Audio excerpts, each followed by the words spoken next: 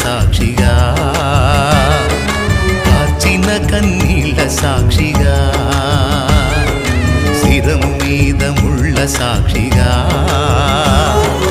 కార్చిన కన్నీళ్ళ సాక్షిగా, పొందిన గాయాల సాక్షిగా, చిందిన రుదిరంబు సాక్షిగా, పొందిన గాయాల సాక్షిగా, చిందిన రుదిరంబు సాక్షిగా, యేసు నిన్ను పిలుచుచున్నాడు,